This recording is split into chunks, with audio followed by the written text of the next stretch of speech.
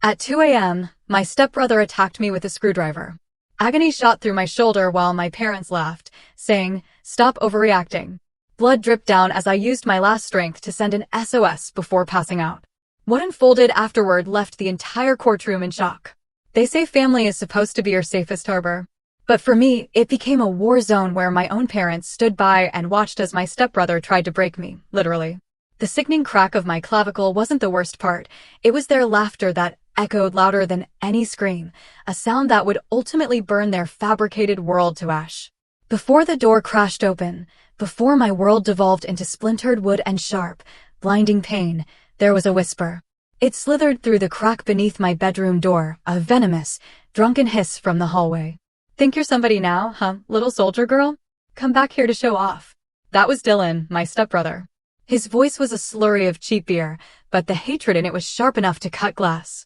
I lay perfectly still on my bed, the thin cotton sheets sticking to my skin in the oppressive San Antonio heat. The ceiling fan did nothing but stir the soupy, humid air. My heart, though, was a frantic drum against my ribs, a trapped bird beating itself against a cage. Every instinct, every ounce of my basic training screamed at me. Assess the threat, identify egress routes, neutralize. But this wasn't a training field. This was the room with the faded floral wallpaper of my childhood. And the monster outside was my stepbrother. So I did what the little girl inside me had always done. I played dead. I didn't answer, praying to a god I wasn't sure I believed in anymore, that he'd just give up and stumble away. But silence to a bully isn't a deterrent. It's gasoline. The thud against the door made me flinch.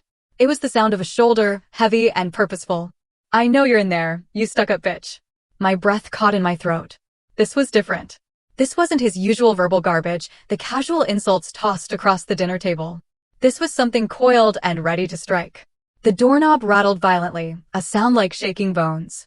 I heard his grunts of frustration, and then a moment of chilling silence. I knew what was coming. The explosion of the door flying off its hinges was so loud it felt like it shook the very foundation of the house. The cheap wood of the door frame splintered, and the door itself slammed against the interior wall with a deafening crack. It didn't just break a door. It shattered the last fragile illusion that I could ever be safe here. He stood there in the ruined doorway, a hulking silhouette against the dim light of the hall. The air in the room instantly became thick, heavy with the stench of stale beer, sweat, and the electric charge of impending violence. The ensuing chaos wasn't a fight, it was a hunt. It unfolded in a terrifying, almost silent waltz of violence. The only sounds were ragged breaths and the soft thud of my bare feet on the hardwood floor. He lunged, and the screwdriver glinted under the moonlight filtering through my window. My training kicked in. I sidestepped, his clumsy momentum carrying him past me. My hand shot out, not to strike, but to control, my fingers trying to form a C-clamp on his wrist to use his own weight against him. But he was bigger. He was heavier. And he was fueled by a blind, drunken rage that my disciplined training couldn't account for in this cramped space. He shook me off with a furious roar, my grip breaking easily. He swung again, and I dodged, my back hitting the wall. The cheap poster of the Andromeda Galaxy I'd had since I was 12 crinkled behind me. It was a dead end. I had nowhere else to go. I saw the third lunge coming. My hand came up to block, to parry, to do something, but I was a fraction of a second too slow. He shoved me hard against the wall, my head smacking against the drywall with a dull thud. For a dizzying, weightless moment, I was off balance. And in that moment, he struck. The final blow wasn't aimed at my face, but lower. The tip of the screwdriver connected with my right shoulder. There was no sharp slice of metal through skin. There was only a hideous dry crack that seemed to vibrate through my entire skeleton. A sound louder than any gunshot. It was the sound of my clavicle snapping. The force of the blow drove the screwdriver through the bone and muscle, pinning my shoulder and me to the wall behind me. A scream, raw and primal, tore itself from my throat. A sound of pure, unadulterated agony that seemed to have no end. But the physical pain, as blinding as it was nothing compared to the horror that came next. Footsteps pounded down the hall. My father, Thomas, and my stepmother, Evelyn, appeared in the shattered doorway. Hope, stupid and desperate, flared in my chest. They'll help me. They have to. My eyes, wide with pain and terror, pleaded with them. It was a prayer without words. Dad, Mom, please, I'm hurt. Help me. But the eyes that looked back at me didn't belong to parents looking at their injured daughter. They belonged to spectators looking at an inconvenience. My father's face was a mask of weary resignation. He sighed, a long, put-upon sound, as if I'd just spilled milk on the carpet. Evelyn smiled. It wasn't a real smile. It was a smirk of pure, triumphant malice. A victor's grin that said, "See, I told you you're nothing here." Then she spoke, and her voice was a slow, sweet poison. "Oh, now Kenya, honey," she cooed, tilting her head. "Don't be so dramatic." The words sucked the air from my lungs. Dramatic. The world began to tilt, the edges of my vision blurring. Through the fog of pain, I heard my father's voice, devoid of all concern, piling on the verdict. "Her brother's drunk," he said to Evelyn. Not to me. She always did love the attention. And then they laughed.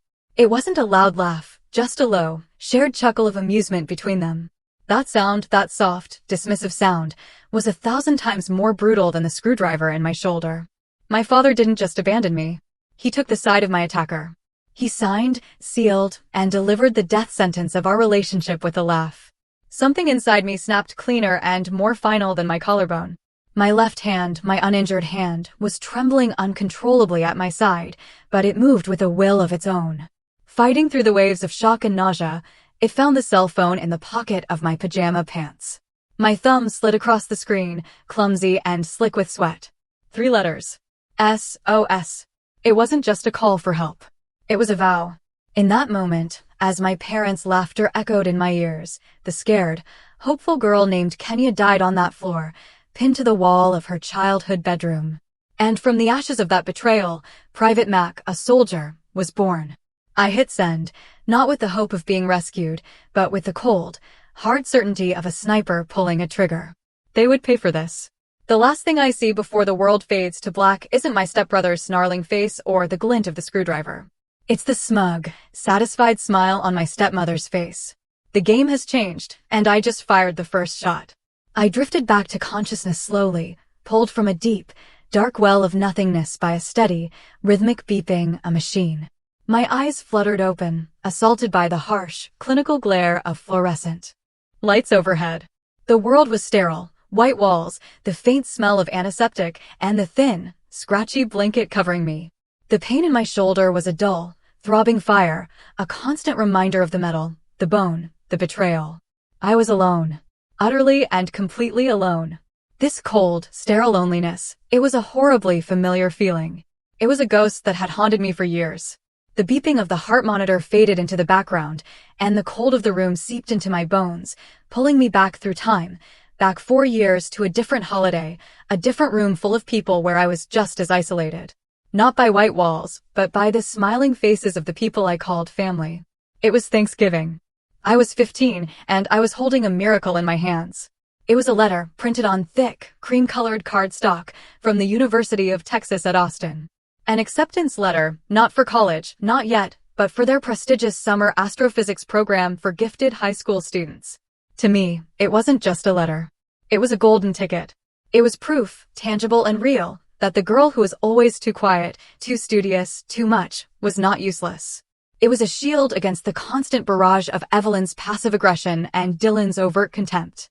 I kept it folded in the pocket of my jeans all day, the crisp edges a secret comfort against my thigh. The house was buzzing with the chaotic energy of a typical American Thanksgiving. The rich smell of roasting turkey and pumpkin pie spice filled the air, mingling with the scent of my Aunt Carol's overpowering perfume. In the living room, the Dallas Cowboys were playing on TV, the drone of the commentators a constant backdrop to the loud, overlapping conversations of my relatives. For a few fleeting moments, surrounded by that noise and warmth, I allowed myself a dangerous fantasy, that I belonged, that I was a part of this. Dinner was a loud affair around the oversized dining table. The turkey sat in the center, perfectly browned. Bowls of mashed potatoes, gravy, green bean casserole, and cranberry sauce were passed from hand to hand. I waited, my heart hammering against my ribs, for the perfect moment. When there was a brief lull in the conversation, I took a deep breath, pulled the letter from my pocket, and slid it across the table to my father. "Dad," I said, my voice barely a whisper, "I got this in the mail." He picked it up, a flicker of confusion on his face as he read.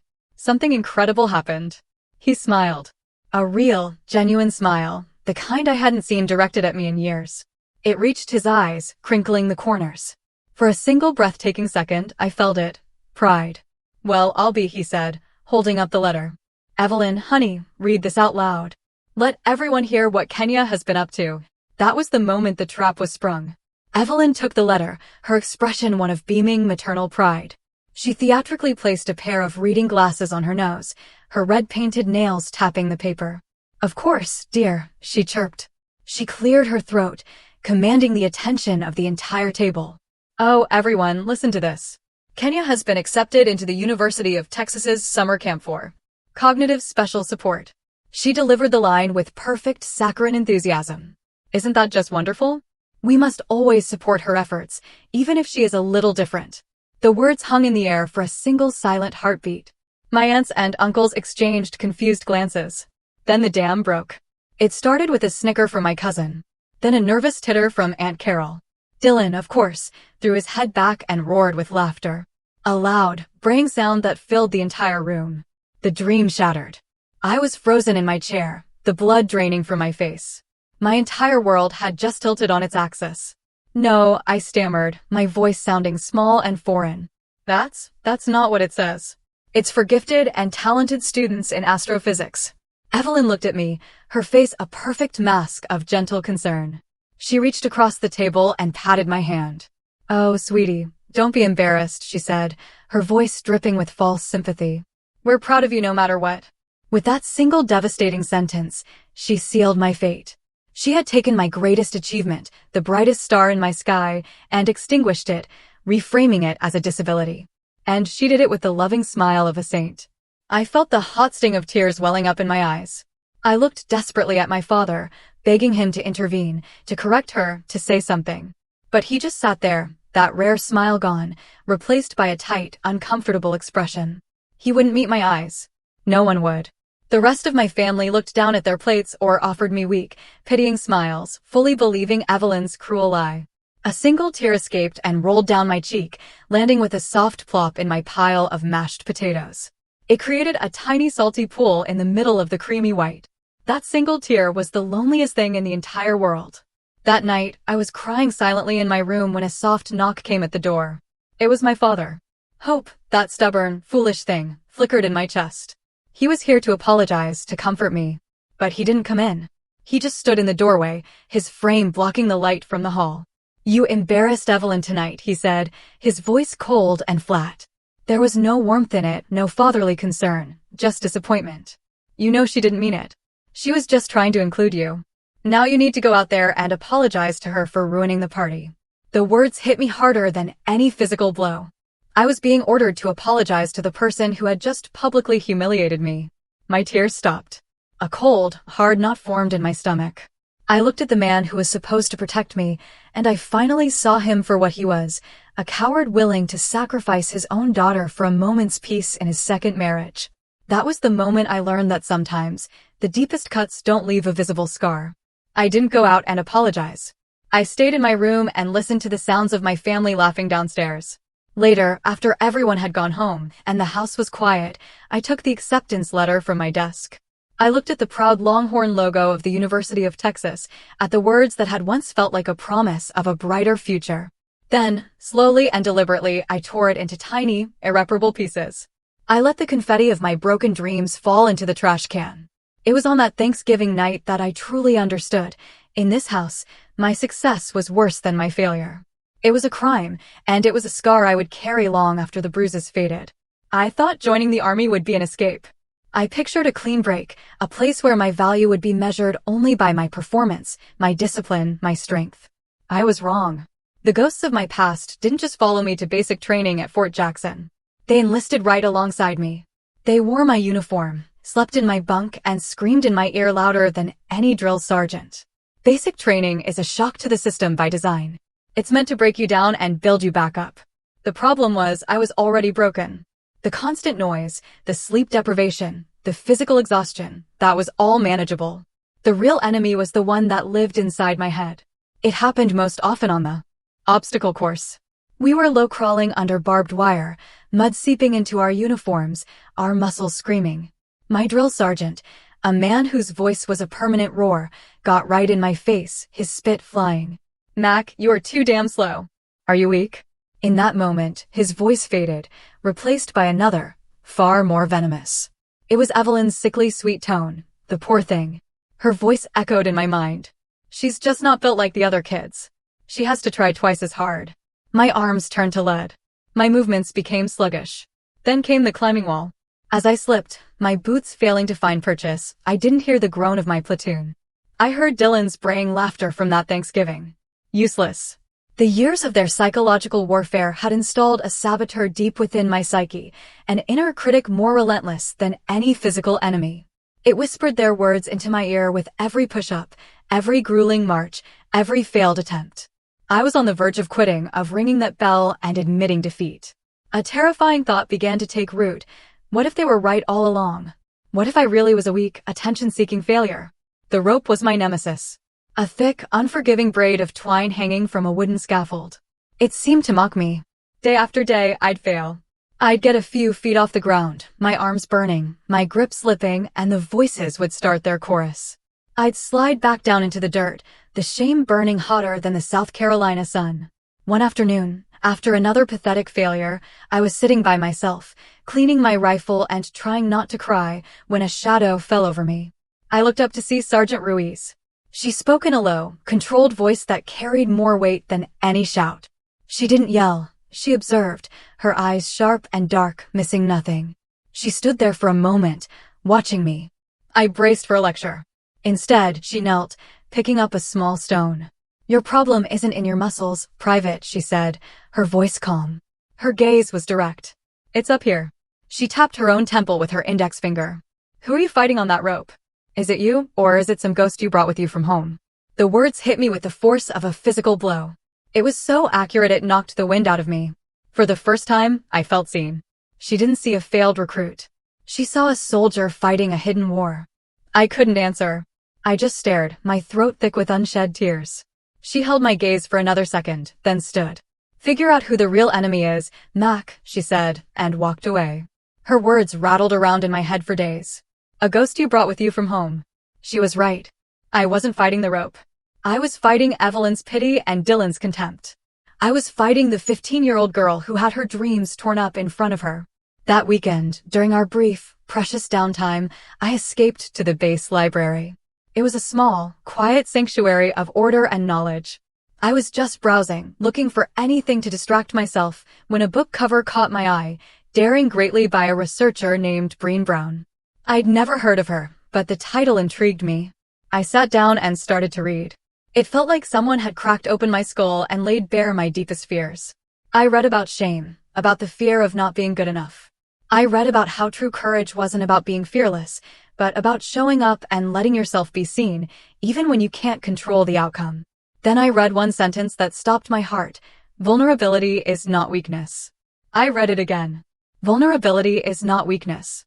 All my life I had been taught the opposite. To Evelyn, to my father, it was an inconvenience. To Dylan, it was a target. I'd come to the army seeking impenetrable armor, convinced that was the only way to be strong. But this book was telling me that the very thing I was trying to bury, my history, my hurt, my feeling of being broken, wasn't my weakness. It was the birthplace of my courage. It was a paradigm shift so profound it left me breathless. Only when we are brave enough to explore the darkness, I read, will we discover the infinite power of our light. A week later was our final test on the obstacle course. As I stood before the rope, my old familiar dread began to creep in. I could already hear the ghosts whispering, "You're going to fail. You're not good enough." But this time, a new voice answered them. It was quiet, but it was clear. Vulnerability is not weakness. I took a deep breath. The rough texture of the rope coarsened my palms. I started to climb. My muscles screamed. The ghosts started their assault. "The poor thing," Evelyn's voice cooed. I pulled myself higher. Useless, Dylan's laughter echoed in my ears. Another pull. My knuckles were raw. No, this wasn't a climb powered by biceps and grip strength. This was a climb powered by pure, defiant will. Every upward pull was an act of rebellion. Every inch gained was me telling the ghosts from my past they had no more power over me. I wasn't the broken little girl anymore. I was a soldier. I was a fighter. When my hand finally closed over the top of the field, the shouts of the other recruits faded. For a moment, it was just me, hanging between the dirt and the sky. Then the silence was broken by a single whoop from someone in my platoon, and suddenly the air erupted in cheers. I slid down the rope, my hands burning, my body trembling with exhaustion and adrenaline. Across the field, I saw Sergeant Ruiz. She wasn't cheering. She just watched me, and then she gave a single, almost imperceptible nod. It was more validation than my own father had ever given me. I had done it. I had conquered the rope. But as I stood there, catching my breath amidst the celebration of my platoon, a new, unsettling question took root. I had conquered the rope, but how could I win this war when I couldn't even win the one inside my own head? The cheers of my platoon faded into a dull roar in my ears as I walked away from the rope. I had won. I had climbed the unclimbable, silenced the ghosts, and earned a moment of victory. But as I found a secluded spot on the bleachers overlooking the now empty training field, the adrenaline ebbed away, leaving behind a profound and unsettling hollowness. The victory felt like a single battle won in a war that had no end. The real enemy wasn't a rope in South Carolina. It was a permanent resident in my own mind, and that battlefield was a lonely, desolate place. I sat there, lost in thought, as the sky began to bleed from dusty blue into shades of orange and pink. The sounds of my platoon celebrating in the distant barracks only amplified my isolation. That's when I saw her. Sergeant Ruiz was walking toward me, her stride purposeful. She didn't say a word, just sat down on the bench a few feet away and handed me a cold bottle of water. The condensation was cool against my sweaty, calloused palm. We sat in silence for a few minutes, watching the last rays of sun disappear. "Friday night," she said finally, her voice even and calm, breaking the quiet. "My place. I'm making chili if you don't have plans." I turned to look at her, completely stunned. The words were so simple, so casual, yet they felt monumental. It wasn't an order. It wasn't a condescending offer of pity. It was just an invitation. In my entire life, I couldn't remember a single time an adult had invited me to their home with such straightforward, unconditional kindness. My family's invitations were always transactions, barbed with expectations and a hidden price tag. This was different. This felt like a lifeline, thrown quietly and without fanfare. I couldn't find my voice, so I just nodded, a lump forming in my throat. On Friday evening, I stood outside her apartment door, my knuckles hovering in the air, suddenly terrified. What was I doing here? What would we even talk about? But before my anxiety could convince me to turn and run, the door opened. Sergeant Ruiz stood there out of uniform, wearing a simple t-shirt and jeans. She looked smaller somehow, more human. "Hey, Mac," she said with a small smile. "You found it. Come on in." The first thing that hit me was the smell. Not the sterile lemon scent of my stepmother's house, but something warm and rich and real. Cinnamon, cumin, and something else, like old books and worn leather. Her apartment was small and unassuming, but it felt lived in. A stark contrast to the perfect, magazine-ready prison I grew up in. There were no expensive paintings on the walls, just framed photos of Ruiz with her army buddies in various dusty, sun-bleached locations around the world. Souvenirs from her deployments were neatly arranged on a bookshelf, a painted Russian doll, a carved wooden elephant, a heavy-looking brass compass. A huge old German shepherd with graying fur around his muzzle lumbered over, sniffed my hand, and then leaned his entire body against my leg with a contented sigh. I instinctively started scratching him behind the ears. "That's Gunnar," Ruiz said. "Don't mind him. He's decided you're acceptable." She didn't pepper me with questions about my past or why I was so quiet. She just treated me like a normal person. She asked if I wanted a Coke, and we sat on her worn-out couch and talked about the most wonderfully mundane things. We complained about the Texas humidity and made fun of a cheesy action movie that was playing on her small television. She asked in the most casual way, "So, how are you feeling today?" And the question was so genuine, so free of any agenda, that it almost made me cry. When the chili was ready, we sat at her small kitchen table. She ladled a generous amount into a thick ceramic bowl for me, followed by a hefty slice of golden brown cornbread. The chili was dark and rich, with just the right amount of spice that warmed me from the inside out. As I took the first bite, a profound realization washed over me. This was the first meal I'd eaten in years where I wasn't on high alert. I wasn't mentally rehearsing my sentences, terrified of saying the wrong thing. I wasn't analyzing every facial expression, trying to decipher the hidden meaning behind a fake smile. The silence between us wasn't the tense, judgmental quiet of my family's dinner table. It was a comfortable, easy silence, filled only by the sounds of our spoons scraping against our bowls and Gunnar snoring softly on the rug nearby. It tasted better than any Thanksgiving turkey I had ever had. After dinner, we sat out on her small front porch in a pair of old rocking chairs, watching the fireflies begin to blink on and off in the humid twilight. It was in that quiet, safe space that the words tumbled out of me before I could stop them. "My family," I started, my voice barely a whisper, trembling slightly. "They think I'm a disappointment." I hadn't planned on saying it. The confession just broke free from the place where I had kept it locked away for so long. Ruiz didn't respond right away. She just rocked back and forth, the chains of the chair groaning softly. I held my breath, waiting for the pity, the judgment, the awkward platitudes. But they never came. When she finally spoke, her voice was steady and clear in the darkness. "The army doesn't care where you came from, Private. We care where you're going.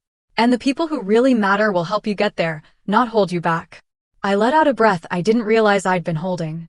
It felt like a physical weight, one I had been carrying on my shoulders for a decade, had just been lifted. Someone believed in me without needing proof, without asking for anything in return.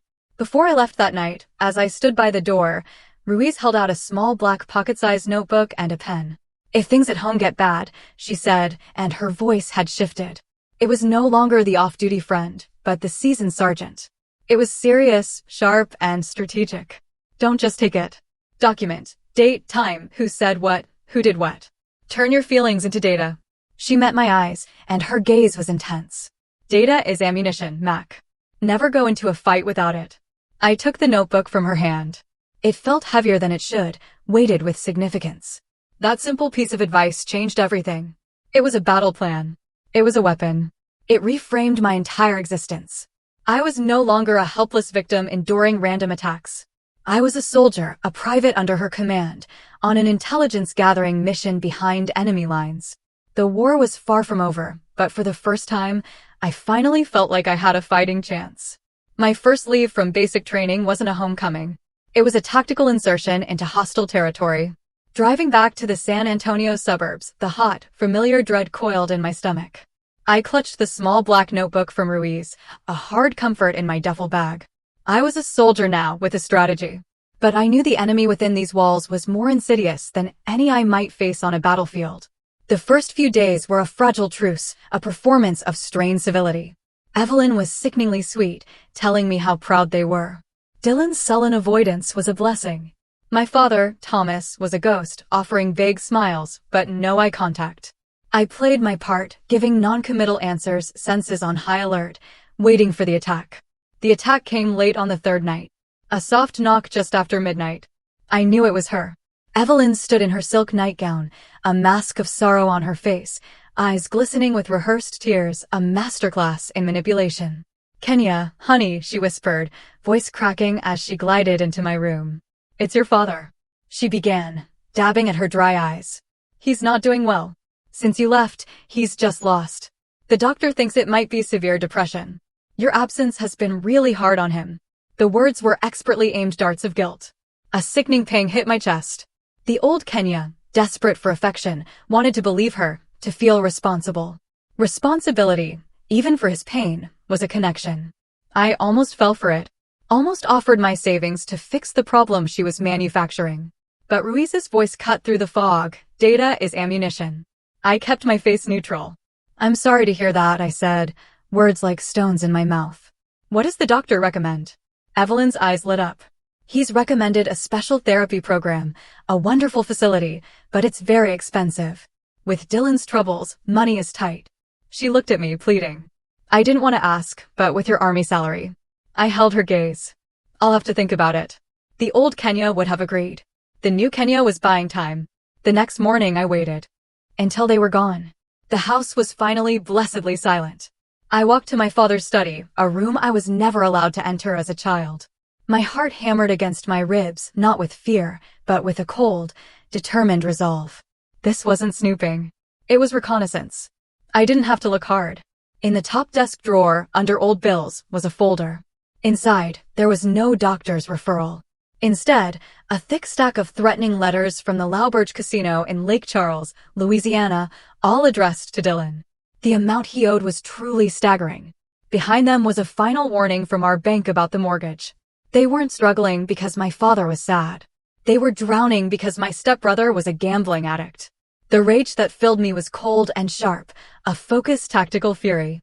There was no depression, just a web of lies designed to bleed me dry. Data. Ammunition. That evening, I was ready.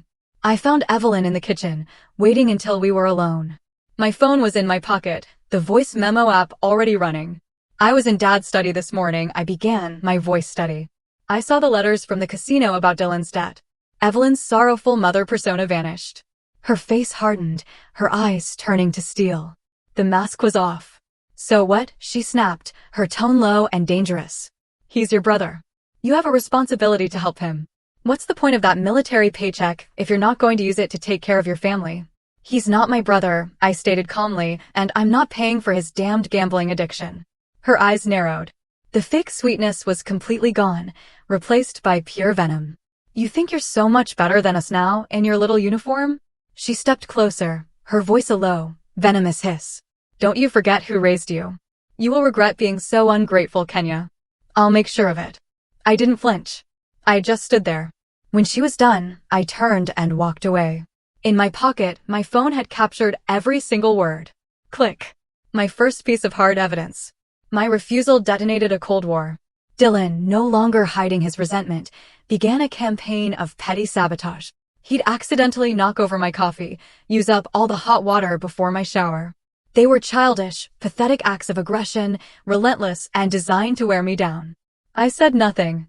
I just documented everything. The final straw came a few days before my leave was over. I went to my closet for my spare dress uniform, the one I kept meticulously pressed and cared for. It was my pride, a symbol of everything I had accomplished on my own. It wasn't there. A cold dread washed over me. I searched my room, and then I found it.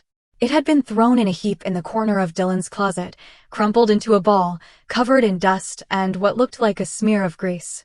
It was a deliberate act of desecration, a silent, unambiguous message. I didn't yell. I didn't cry.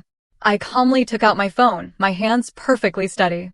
I took a photo of the uniform, crumpled and stained on the floor. I took a close-up of the grease smear. Then I picked it up and walked back to my room, closing the door behind me. My arsenal was growing. The Cold War was at its breaking point. My quiet defiance, my refusal to be their ATM, was a simmering insult to Dylan's fragile ego. The petty sabotage wasn't working. I wasn't breaking. So he decided to escalate, to burn me to the ground, symbolically. I had just gotten back from a run, feeling strong, clear-headed. As I reached for the back door, he stepped out from the garage, blocking my path. His eyes were bloodshot, his face a twisted sneer, the air thick with the smell of cheap beer. You're not going to give me the money, are you? He slurred, his voice a low growl. It was an accusation, not a question. I didn't take the bait. I told you, Dylan, I'm not paying for your mistakes. A dark, manic grin spread across his face. Fine, he spat. Then I'll just take something else of yours.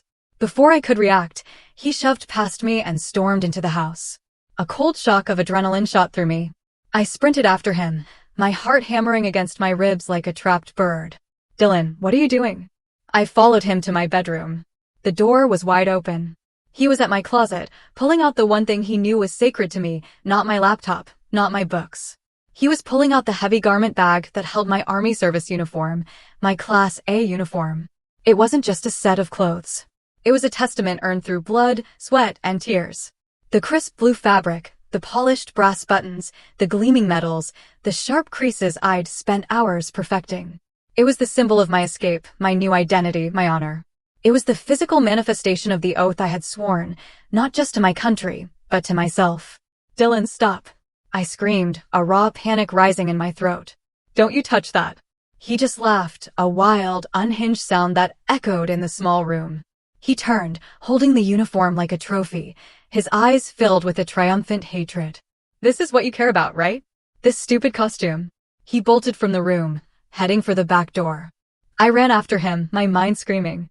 Out into the glaring Texas sun of the backyard he went, dragging the garment bag behind him. He ripped the uniform out and threw it onto the yellowing grass. Just then, the sliding glass door to the patio opened, and Evelyn and my father stepped out. They didn't look alarmed. They didn't move to intervene. They looked like spectators who had paid for front row seats to a show. Dylan saw his audience, and his cruelty swelled. He puffed out his chest and shouted, his voice carrying across the neighboring fences. "Hey everybody, come and see the little soldier girl and her clown suit. The piece of trash who thinks she's too good for her own family." My blood ran cold. I started to lunge forward, a desperate, primal need to save my uniform. But a hand clamped down hard on my upper arm, holding me back. It was my father. I turned to him, my eyes pleading. "Dad, stop him, please." He just shook his head, his face a mask of weary resignation. He wouldn't even look at me. He looked at the uniform on the ground. "Just let him be, Kenya," he said, his voice flat. "It's just a set of clothes. Just a set of clothes." The word struck me with the force of a physical blow. In that single sentence, he invalidated everything I was, everything I had fought to become. He erased my struggle, my sacrifice, my pride. Dylan grabbed the red plastic gas can by the lawnmower.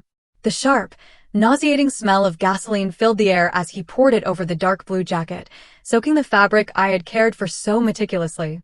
He splashed it over the medals, the ribbons, the rank insignia. "No!" I screamed, struggling against my father's grip, but he held me fast. Then Dylan pulled out a matchbook. He struck a match. The small flame flickered in the sunlight, a tiny, terrible star. He tossed it. The world erupted in a whoosh of orange and black. The fire exploded to life. A hungry, roaring beast. It devoured the uniform instantly. I watched in horror as the flames licked at the fabric, curling the edges into black ash. I saw the colorful ribbons on the chest blister and melt into unrecognizable plastic slag. The very symbol of my honor was being consumed in a bonfire of his jealous rage, right in front of me. I stopped struggling. I just watched it burn. I tore my eyes away from the fire and looked at my parents. They weren't smiling, but their eyes were filled with a quiet, sickening satisfaction. The look of bullies who had finally dragged their victim down to their level. In their minds, they had just won. In that instant, something inside me shifted. The hot, frantic panic was washed away by a wave of something terrifyingly calm. The tears in my eyes evaporated. The screams died in my throat. A profound, glacial stillness settled over me. I turned my head slowly and looked directly at my father, whose hand was still clamped around my arm. I didn't raise my voice. I spoke each word with a cold, deliberate precision, the sound cutting through the crackle of the flames, like shards of ice. "Let me go." He blinked, startled by my tone. Now, there was something in my voice, a finality he had never heard before, that made him flinch. His grip loosened, and he let go. I walked forward, my steps even and measured, until I stood just a few feet from the smoldering, blackened ruin on the grass. Dylan was still standing there, a smug, victorious smirk on his face. I didn't look at the ashes. I looked right into his eyes. I didn't shout. I didn't cry. I spoke just loudly enough for all three of them to hear every single word clearly. "This is the last time," I said, my voice devoid of all emotion. "The absolute last time any of you will touch what is mine. The last time you will disrespect me. The war you wanted? You've got it." Then I turned my back on them. On the ashes of my uniform, on the entire toxic wasteland of my childhood. I walked back into the house, up the stairs to my room, and locked the door behind me. I pulled out my phone. My hands were perfectly steady. I sent a short, encrypted text to Sergeant Ruiz. "Need to talk. Urgent." The Cold War was over. The hot war was about to begin. And I finally realized that the attack in the backyard was just a prelude. The main assault was coming tonight. That was the night Dylan would come for me with a screwdriver. That was the night it all truly began. Locked in my room, the smell of gasoline and burnt fabric still clinging to the air, I stared at the single word that flashed on my phone screen, acknowledged. The reply from Sergeant Ruiz was immediate. A beacon of calm in the chaotic aftermath of the fire. My heart was still hammering against my ribs, but the cold resolve that had settled over me in the backyard was hardening into something solid, something strategic. The shaking in my hands had stopped. I was no longer a daughter in shock. I was a soldier awaiting orders. My phone rang less than 5 minutes later. The caller ID read, Ruiz, A. I took a deep breath and answered. "Mac." There was no preamble, no gentle, "How are you doing?" Her voice was crisp, professional, and all business. It was exactly what I needed. "Situation report, private," she commanded. In a low, steady voice, I gave her the facts. I reported the incident in the backyard as if I were describing an enemy engagement. I detailed the destruction of my Class A uniform, the presence of my parents as complicit witnesses, and the final, unambiguous threat in Evelyn's voice from the night before. I recounted the years of manipulation, the financial extortion, the systematic campaign to undermine my confidence. I told her about the evidence I had collected, the voice memo, the photographs of the ruined uniform, the gambling debts. I spoke for 10 minutes straight, uninterrupted. When I finished, there was a brief silence on the other end of the line. I could hear her breathing, slow and controlled. "Good," she finally said, and the single word was a validation of everything I had done. "You have your ammunition. Now you need a general. Write this down." I grabbed the black notebook she had given me. "David Chin. He's with an organization in Austin called the Warriors Aegis. It's a pro bono legal group for veterans.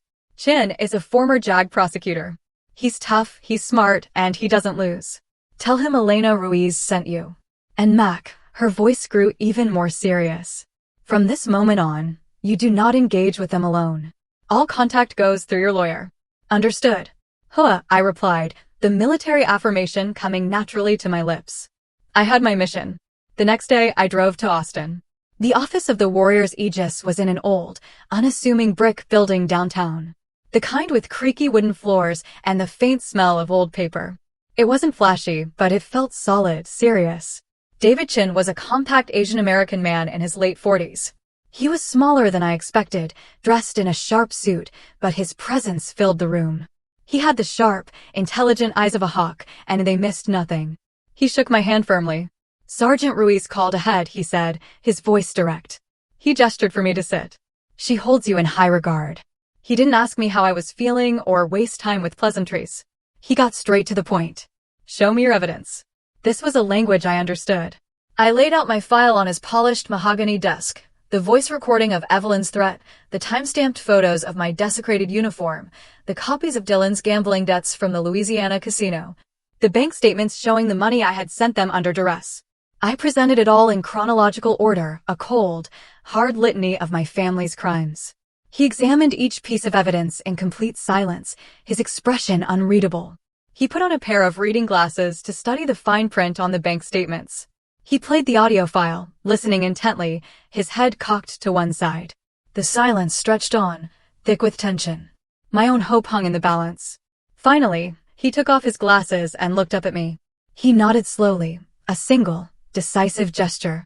"This is more than enough," he said, his voice laced with a quiet intensity that sent a jolt of relief through me. "We have a case." For the first time since this whole nightmare began, I felt a flicker of genuine hope. It wasn't just my pain anymore. It was a case. It was real. It was something that could be fought and won. "They are bullies," Private Mac, Chin continued, steepling his fingers. "And bullies only understand one thing, a superior show of force. We are not going to file a police report. Not yet. That's a messy public battle. We are going to set a trap. A Trojan horse." He leaned forward, his eyes gleaming with strategic brilliance. "They want money. So we're going to let them think they're about to get a windfall." He laid out the plan, and it was as audacious as it was terrifying. "You're going to call them. You will tell them that you've reconsidered, that you were wrong, and that you will agree to help with Dylan's debt. You will offer to sign the paperwork to leverage the equity in the house, the portion your father left you in his will. But," he held up a finger, "the signing will not happen at a bank. It will happen here, in this conference room. That will be our kill box." My blood ran cold at the thought. Go back there, face them again, lie to their faces. It felt impossible. But then I looked at David Chin at the unwavering confidence in his eyes, and I remembered who I was. I was a soldier. This was my assignment. That evening, I sat in my car in a quiet parking lot, my heart pounding. It was time to deploy the bait. I took a few deep breaths, summoning every ounce of acting ability I possessed. I thought about the scared 15-year-old girl at the Thanksgiving table. I thought about the pain. I channeled all of that vulnerability into my voice and dialed Evelyn's number. She picked up on the second ring. "What do you want, Kenya?" she answered, her voice cold and hostile. I let out a shaky, manufactured sob. "Mom," I choked out, hating the word as it left my lips. "I've been thinking, and you were right." I sniffled, making it sound as pathetic as possible. "Family is everything. I was wrong to be so selfish. I'll sign the papers. I'll do whatever it takes to help." There was a stunned silence on the other end. I could almost hear the greedy gears turning in her head. Then her voice, dripping with false, syrupy sweetness, came floating down the line. "Oh, Kenya, honey, I knew you'd do the right thing. Your father will be so relieved. You're such a good girl." The praise that I had once craved now turned my stomach. "My legal advisor for my military benefits said he needs to oversee the signing," I added, repeating the script Chin had given me. "We have to do it at his office in Austin." "Of course, honey, whatever you need," she chirped, completely oblivious. She didn't question it for a second. Greed had made her blind. They had taken the bait. The trap was set. I hung up the phone, my hand trembling slightly, not from fear, but from the adrenaline of the performance. I took a deep, steady breath. I was walking back into the fire, back into the war zone. But this time, I wasn't going in alone. And this time, I was the one holding all the weapons. The day of the meeting, I felt a strange and profound calm. It wasn't the absence of fear, but a clarity that pushed fear into the background. I was a soldier walking into a planned engagement. I knew the terrain. I knew the objective. And I had superior firepower. I wore my Class A uniform, the replacement I had painstakingly acquired, not as armor, but as a statement. When I walked into David Chen's conference room, I was not Kenya, the broken daughter. I was Private Mac, United States Army. I was there first, seated beside Chen at the head of a long, polished conference table. He was a picture of professional calm, arranging files with meticulous precision. Across the room, in a chair in the corner, sat a uniformed Austin police officer, a woman with a calm but watchful demeanor. And by the window, looking out over the city, stood an older man with a kind face and sad eyes, Mr. Miller, my former next-door neighbor, a retired cop. The pieces were in place. Then the door opened, and they walked in. The victors arriving to claim their prize. They were beaming, radiating a smug, triumphant energy that was almost suffocating. Dylan was practically bouncing on the balls of his feet, already spending the money in his head. "Going to get me a new truck," he whispered loudly to my father, who clapped him on the back. Evelyn glided over to me, her face a mask of maternal pride. She placed a hand on my uniformed shoulder. "I'm so proud of you, Kenya. I knew you'd come around." The touch felt like a spider crawling on my skin, but I didn't flinch. I just looked past her, my face a blank slate. They took their seats opposite us, their greed making them oblivious. They didn't notice the police officer in the corner or pay any mind to the older man by the window. They just saw the stack of papers in front of Chin, the documents they believed held their salvation. I sat in silence, my back ramrod straight. I waited for my general to begin the assault. "Good afternoon," Chin began, his voice smooth and professional. He pushed a single document across the table. "This is the proposed agreement to leverage Ms. Mac's equity in the property." He let them look at it, savoring their moment of triumph. However, he continued, his tone shifting slightly, becoming sharper. "Before we proceed, we have a few supplementary materials to review as part of our due diligence." He picked up a remote. The large screen on the wall, previously dark, flickered to life. The first image that appeared was a high-resolution photograph of my Class A uniform, smoldering in a blackened heap on the grass. Dylan snorted, a laugh rumbling in his chest. "Oh, come on. That was just a joke. Lighten up." Chin didn't acknowledge him. He clicked the remote again. The next image was a close-up of the collection letters from the Lauberge Casino. Dylan's name and the staggering amount owed clearly visible. The smile on Dylan's face began to falter. Click. A copy of the bank statement showing the wire transfer from my account to theirs. My father shifted uncomfortably in his seat. The smug atmosphere in the room was rapidly evaporating, being replaced by a thick, cold tension. And finally, Chin said, putting the remote down and picking up a small digital audio player. He pressed a button, and Evelyn's voice, cold and venomous, filled the silent conference room. "You think you're so much better than us now, don't you? In your little uniform. You will regret being so ungrateful, Kenya. I'll make sure of it." The color drained from Evelyn's face. She looked like she had been slapped. That's illegal," she stammered, her voice a shrill squeak. "You recorded me without my permission." A thin, cold smile touched David Chen's lips. "Actually, ma'am, in the state of Texas, we operate under one-party consent, and Private Mac consented." He leaned back in his chair. "So it's perfectly admissible." That's when the dam broke. "You little bitch." Dylan roared, slamming his fists on the table and lunging to his feet. "I'll kill you." Instantly, the police officer was out of her chair, her hand resting firmly on the butt of her holstered Glock. "Sit down," she commanded, her voice ringing with authority. "Now." Dylan froze, his face purple with rage, and slowly, shakily, sank back into his seat. My father looked like he was about to faint. Chin let the tension hang in the air for a moment longer before gesturing towards the man by the window, who now turned to face the room. "And this," Chin said, his voice calm and steady, "is Mr. Miller. I believe you know him. He was your neighbor for 15 years. He's also a retired detective with the San Antonio PD." Evelyn and Thomas stared at him, their faces a mask of pure, unadulterated horror. Recognition dawned. "Mr. Miller," Chin continued, "was in his yard on the day of the joke. He is prepared to testify under oath about witnessing Dylan's verbal threats, the act of arson, and your presence as complicit, and, I quote, cheering spectators." It was over. I could see it in their eyes. The fight had gone out of them, replaced by the stark, cold terror of cornered animals. Evelyn stared at Thomas, her mouth opening and closing, but no sound came out. They had lost, and they knew it. Chin let the silence stretch, letting the weight of their defeat crush them. Then he slid a different set of documents across the table. It was 2 pages, bound with a simple staple. "You have 2 options," he said, his voice now like steel.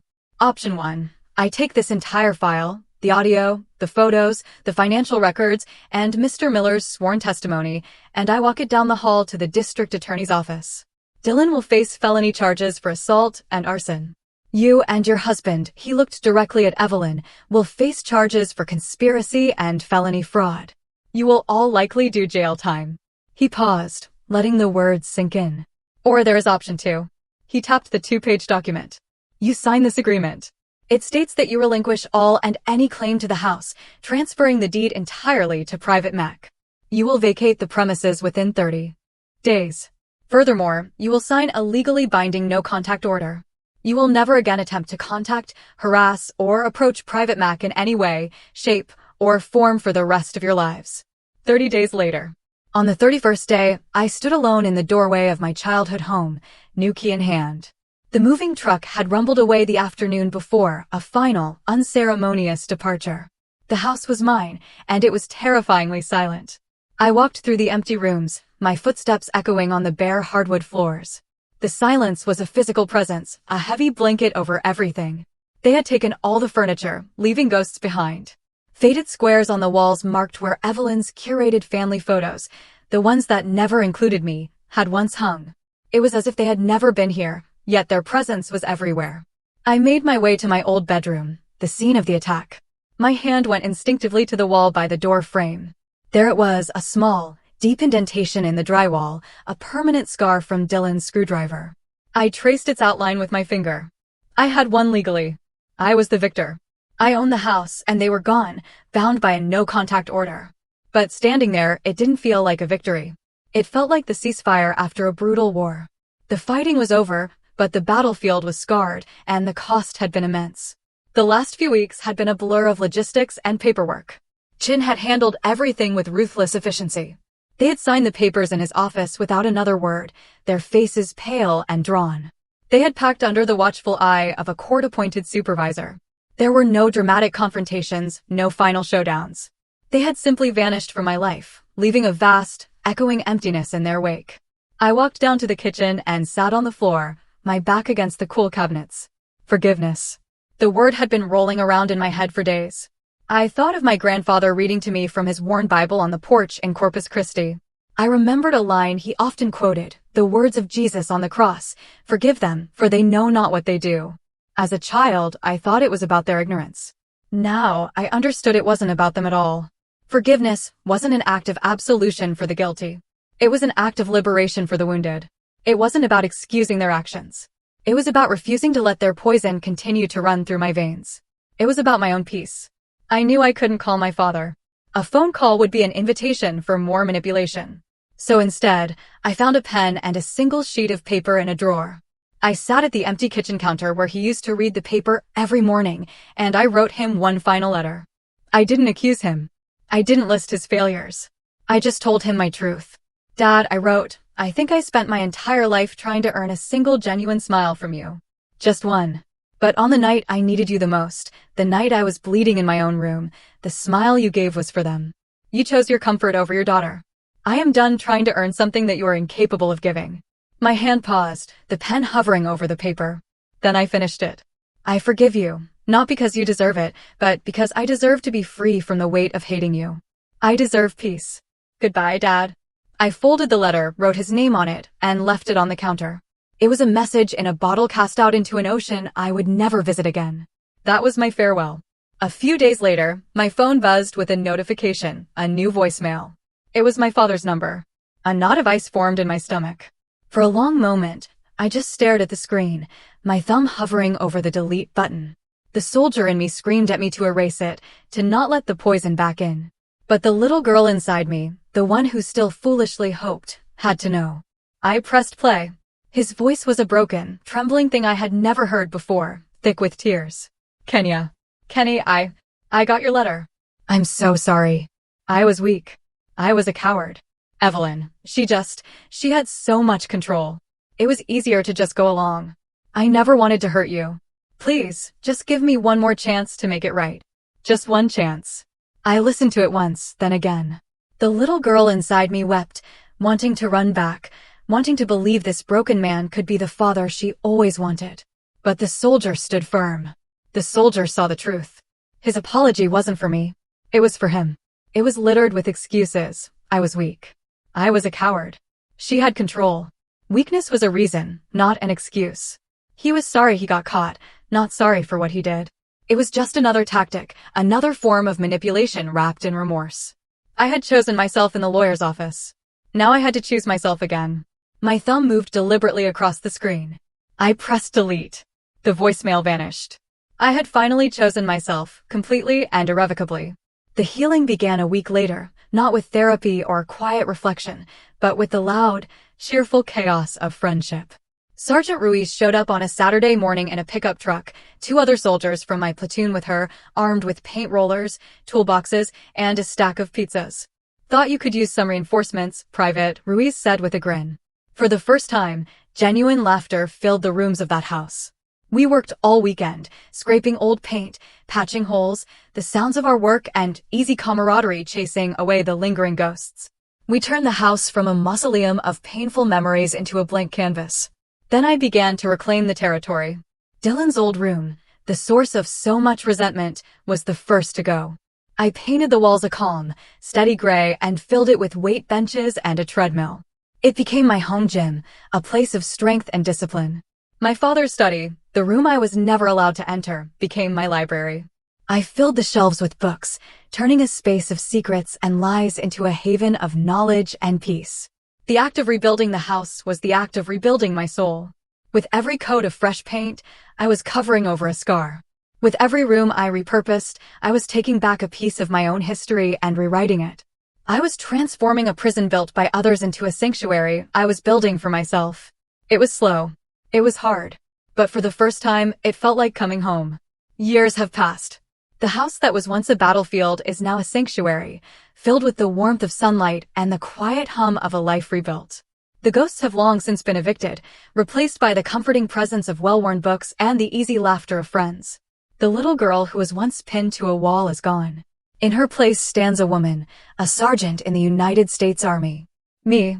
Sometimes, in the quiet moments of the morning before I put on my uniform, I'll stand in front of the mirror and look at my right shoulder. The scar is still there. It's a pale, silvery line against my skin now, faded with time, but it will never truly disappear. And I am grateful for that. For years, I saw it as a mark of shame, a brand of my family's betrayal. But I don't see it that way anymore. I've come to realize that this scar is the most important medal I have ever earned. It wasn't awarded to me in a ceremony. It was forged in fire and pain. It's not a symbol of my weakness. It's a permanent reminder of the war I survived, of the moment I chose to fight back, of the strength I never knew I had. It is my scar of honor, and it tells a story I was finally ready to share. I knew my story couldn't end with me, safe within the newly painted walls of my home. The weapons that David Chin and Sergeant Ruiz had given me, strategy, data, and a voice, were too powerful to keep to myself. I started working with Chen and the Warriors Aegis, volunteering on weekends. Together, we established a new outreach program, a specialized branch aimed directly at service members trapped in the silent horror of domestic abuse. We called it Operation Open Eyes. Our mission is simple: to help soldiers and veterans recognize the signs of abuse, to provide them with the legal and psychological resources to fight back, and to show them that they are not alone. I became one of its lead advocates. The voice that was once silenced by fear now echoes in auditoriums and conference rooms at military bases across the country. I stand on stages in front of young men and women in uniform, and I tell them my story. I tell them about the gaslighting, the manipulation, the violence. I show them that abuse doesn't always wear the face of a monster. Sometimes it wears the face of family. And I teach them how to turn their pain into data, their fear into a strategy, and their silence into a testimony. The work is my purpose. It's the legacy I am building, not on a foundation of anger, but of resilience. But my strength isn't just forged in the present. It's rooted in the past. And so, once a year, on the anniversary of my grandfather's passing, I make a pilgrimage. I drive the long, flat highway south to Corpus Christi. The air grows thick and salty as I get closer to the coast, a smell that has always felt like coming home. Elena Ruiz always comes with me. She never asks why this trip is so important. She just knows. She's no longer my sergeant. She's my family. The kind you choose, the kind that shows up. We walk along the same stretch of beach where my grandfather taught me about the strength of the sand dollars all those years ago. I no longer need to search for the perfect shell. I don't need to hold it in my hand to feel his strength anymore, because I finally understand that he wasn't talking about the shell. He was talking about me. His strength is a part of me now, woven into the very fabric of my being. I stand at the edge of the water, letting the warm Gulf waves wash over my bare feet, and I talk to him in the whisper of the tide. I'm still fighting, Grandpa, I say to the endless blue horizon. And I'm winning. That is the story I carry with me. That is the legacy I share. And it all culminates in moments like this. I'm standing on a stage at Fort Jackson, the same base where I nearly broke.